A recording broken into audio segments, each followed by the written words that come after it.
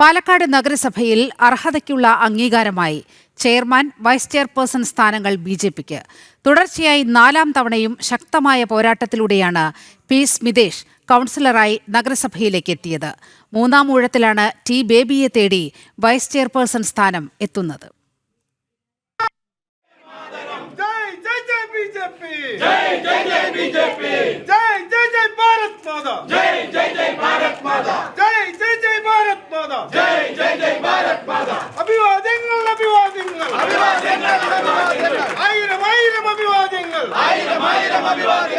പാലക്കാട് നഗരസഭയിൽ പുതുചരിത്രം കുറിച്ചുകൊണ്ടാണ് ബി.ജെ.പിയുടെ നഗരസഭ ചെയർമാനും വൈസ് ചെയർപേഴ്സണും ചുമതലയേറ്റത്. ചെയർമാനായി തെരഞ്ഞെടുക്കപ്പെട്ട പി. സ്മിതേഷ് ബി.ജെ.പിയുടെ ബൂത്ത് സെക്രട്ടറി, പ്രസിഡന്റ് എന്നീ നിലകളിലാണ് രാഷ്ട്രീയ പ്രവർത്തനം ആരംഭിച്ചത്. പിന്നീട് യുവമോർച്ച ടൗൺ സെക്രട്ടറി, യുവമോർച്ച മണ്ഡലം സെക്രട്ടറി, ജില്ലാ സെക്രട്ടറി എന്നീ ചുമതലകളും 3 തവണ പാർട്ടിയുടെ മണ്ഡലം പ്രസിഡന്റ്, ജില്ലാ ട്രഷറർ, ജില്ലാ സെക്രട്ടറി എന്നീ ചുമതലകളും വഹിച്ചിട്ടുണ്ട്. നിലവിൽ ബി.ജെ.പി പാലക്കാട് ഈസ്റ്റ് ജില്ലാ ജനറൽ സെക്രട്ടറിയാണ്.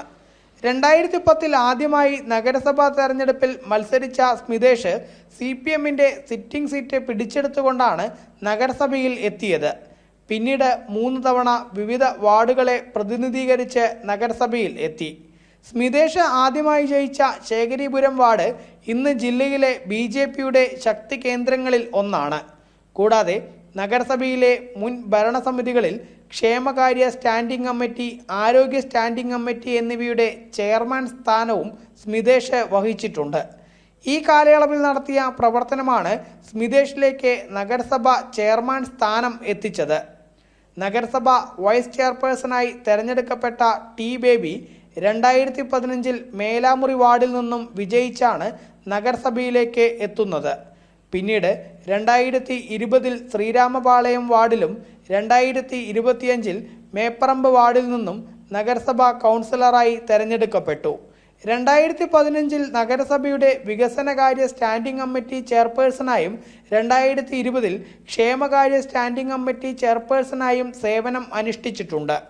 2020-ൽ ശ്രീരാമപാളയം വാർഡിൽ കേരളത്തിലെ തന്നെ ഏറ്റവും കൂടുതൽ ഭൂരിപക്ഷം നേടി കൗൺസിലറായി തെരഞ്ഞെടുക്കപ്പെട്ട വ്യക്തി കൂടിയാണ് ടി. ബേബി. ഈ തെരഞ്ഞെടുപ്പിൽ ന്യൂനപക്ഷ മേഖലയായ മേപ്പറമ്പിൽ നിന്നാണ് ബേബി വിജയിച്ചത് എന്നതും പ്രത്യേകതയാണ്. കൂടാതെ കൗൺസിലർ ആവുന്നതിനു മുൻപ് കുടുംബശ്രീ CDS ചെയർപേഴ്സണായി 3 വർഷം സേവനമനുഷ്ഠിച്ചിട്ടുണ്ട്. 2013-ൽ കേരളത്തിലെ ഏറ്റവും മികച്ച CDS ചെയർപേഴ്സണായി അംഗീകാരം ലഭിക്കുകയും ചെയ്തിരുന്നു.